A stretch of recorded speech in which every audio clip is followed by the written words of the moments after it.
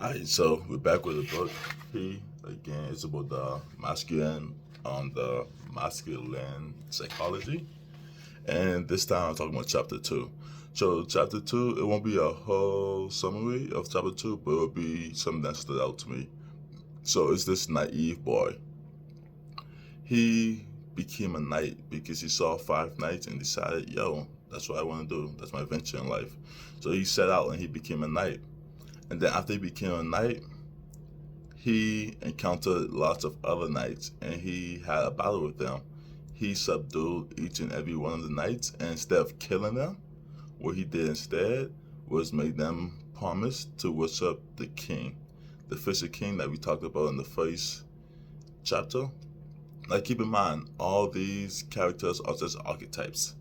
So that naive little boy represents more like that inner child within you, or that foolish, naive innocence within you.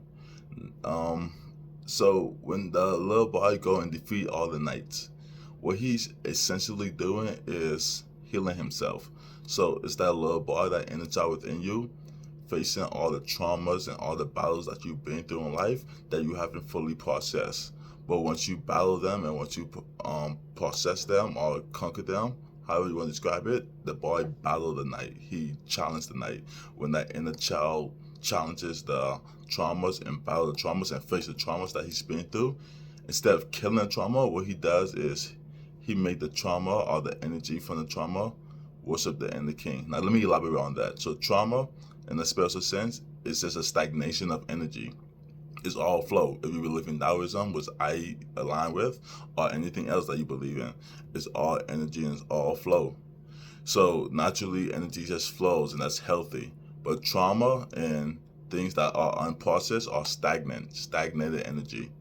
So once you battle that energy, once that inner child confront and face that energy, and he wins, he conquers, he doesn't just kill the energy, because energy cannot be destroyed nor created. What he does instead is send that energy to the inner king. The king that we talking about in the first chapter, the king within you. Now instead of that energy working against you, that energy is now working for you. It's like all this blocked up stagnation that was working against you, stopping you from reaching your goals and clouding your vision. Now all that energy is used in your favor. Now that king can use it to build his kingdom. Now that king can use it to become stronger and have a greater grasp on consciousness. So that's as deep as I'll go inside chapter two. But yeah, so the lesson to take away from this: you as an adult cannot do the work 100%. You can start and you can educate yourself and you can start the journey, but it's up to your inner child. Somehow, somewhere, you have to connect to that naive, innocent, foolish inner child, and that inner child has to be the knight. He has to be the one that looks within himself, because you as an adult, yeah, you faced a lot of things, but it didn't begin with you.